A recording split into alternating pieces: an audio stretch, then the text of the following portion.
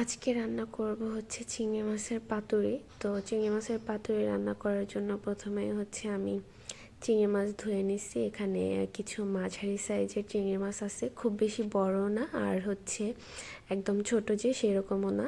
তো তার মধ্যে হচ্ছে আমি দিয়ে দিলাম রসুন বাটা, আর হচ্ছে দিয়ে দিলাম পেঁয়াজ বাটা, তার মধ্যে দিয়ে দিলাম হলুদের গুঁড়া, তারপরে মরিচের গুঁড়া, তারপরে আবারও মরিচের গুঁড়া, এরপরে দিয়ে দিলাম লবণ, তারপরে দিলাম আবারও মরিচের গুঁড়া। ওই যে বললাম না সব কিছু কম বেশি হয়ে যায় উল্টাপাল্টা, ওই রকম, তাই আর কি। এরপরে দিয়ে দিলাম কিছুটা পেঁয়াজ কুচি, তার উপরে দিলাম ধনিয়া পাতা কুচি, আর এখানে দিলাম কুচি করে রাখা কাঁচামরিচ, কারণ একদম ঝাল ঝাল করে খাবো, ঝাল না হইলে খাইতে মজা লাগে না। আর এরপরে দিয়ে দিলাম ধনিয়া আর জিরার গুঁড়া, আর হচ্ছে এখন দিয়ে দিব কিছুটা তেল। তেল হচ্ছে স্কিপ করা যায়, ইচ্ছা আপনি দিতেও পারেন, চাইলে নাও দিতে পারেন। তো আমি একদম অল্প পরিমাণে দিলাম, কারণ অতিরিক্ত অয়েলি খাবার খাইতে ভাল লাগে না, মাঝে মধ্যে হচ্ছে কম তেলের খাবার খাইতেও ভাল লাগে। তো এখন হচ্ছে একদম হাত দিয়া ভালো মতো চটকে চটকে মাইখা নিব সবগুলাকে। তো এখন এইটা দেখেই মনে হচ্ছে যে এরকমই খাওয়া নেই, যে স্মেলটা এত সুন্দর আসতেছিল চিংড়ি মাছ মাখানো। তো এরকম মাখাই রাখা হচ্ছে অনেকক্ষণের জন্য, ম্যারিনেট করে রেখে দিব আমি 1 ঘন্টার জন্য।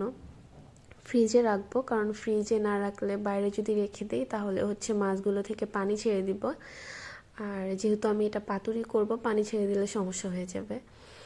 তো ভালো করে মেখে ফ্রিজে রেখে দেবো রেস্টে। আর পাতুরির জন্য এখানে আমি লাউ পাতাগুলোকে হচ্ছে সুন্দর করে কেটে কাইটটা ধুয়ে রাইখা দিছি। তো এখন একটা একটা করে লাউ পাতার মধ্যে আমি একটা একটা করে মাছ দিব। আর এই যে মাছগুলো হচ্ছে যে ফ্রিজে রেখে দিছিলাম আমি ম্যারিনেট করে অনেকক্ষণ, 1 ঘন্টার জায়গায় জানি না মনে হয় 2-3 ঘন্টা হয়ে গেছে, কারণ মাঝখানে আরও অনেক কাজ টাজ করে আসছি।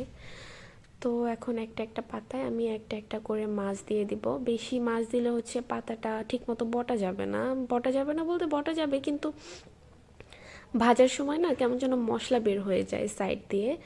তো পাতাগুলো বেশি বড় ছিল না, তো আমি একটা একটা করে পাতার মধ্যে হচ্ছে মাছগুলোকে এভাবে দিয়ে বটে বটে নিয়ে নিব। তো এই তো সবগুলো হচ্ছে মাছ আমি একটা একটা করে পাতার মধ্যে হচ্ছে রোল করে নিলাম। এখন একটা প্যানের মধ্যে হচ্ছে তেল গরম করে তার মধ্যে পাতুরিগুলোকে আমি ভাজার জন্য বসিয়ে দিলাম, সিদ্ধ করব না।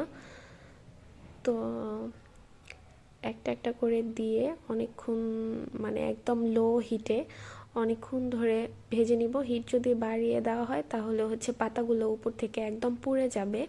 এটা কিন্তু এখন দেখাচ্ছে একদম পুড়ে পুড়ে গেছে, কিন্তু এটা কিন্তু কোনো পোড়া ফ্লেভার বা কোনো কিছু দিবে না, মানে ভাজা ভাজা পাতাটাও কিন্তু অনেক বেশি মজা লাগে খাইতে। তো এরকমই তো উল্টা পাল্টা ভাইজা নিব। আরে উল্টা, এটা উল্টায় না কেন রে ভাই, উল্টা উল্টা ধুত। এই যে ফাইনালি এটা উল্টায় গেল। তো এরকম উল্টায় পাল্টায় অনেকক্ষণ ধরে ভেজে নিব, যেন ভিতরে মশলাগুলোর থেকে কাঁচা কাঁচা গন্ধ না আসে। ভাজা হয়ে গেছে, এখন একটা প্লেটে পাতুরিগুলোকে তুলে নিব। আর হচ্ছে চিংড়ি মাছের পাতুরি, আমার সব মাছের পাতুরির মধ্যে কেন যেন চিংড়ি মাছেরটাই সবচেয়ে বেশি মজা লাগে। আর একটা ভালো লাগে লাউ পাতার মধ্যে যে চাপা শুটকির বড়াটা করা হয় না, ওইটা অনেক বেশি মজা লাগে। আর এরপরে হচ্ছে চিংড়ি মাছেরটা। তো ভাজা শেষ করে এখন একটু খাবো। আমি একদম বাইছা বাইছা যেগুলো ভালো লাগতেছিল আমার, আমি ওইগুলাই নিয়ে নিলাম। আর এই যে মাছটা সুন্দর মতো রান্না হয়ে গেছে, আর মশলাগুলোও একদম কুক হয়ে গেছে, আর পাতাটাও কিন্তু পুড়ে নাই একদম। অনেক বেশি ঘ্রাণ আসতেছিল, মানে খোলার পরেই একদম মনে হচ্ছিল যে খেয়ে নেই। এখন গরম গরম ধোয়া ওঠা ভাতের সাথে চিংড়ি মাছের পাতুরি, আর এই যে পাতা, এটারে ছিঁড়তে যায় তো মেজাজটাই খারাপ হয়ে যাচ্ছিল, মানে টানতে টানতে শেষ। পাতা কি আর ছিঁড়ে, এটা আর ছিঁড়ে না। তো যাই হোক, পাতা ছিঁড়ে নিয়ে এখন একটু ভাত মেখে মুখে দিয়ে দিব। একদম ঝাল ঝাল হইছে, সাথে গরম গরম ধোয়া ওঠা ভাতের সাথে, উফ, মানে সেই স্বাদ, সেই স্বাদ, না খাইলে মানে এটা যদি আপনি না খান তাহলে এই স্বাদের কথা বলে বোঝানো যাবে না।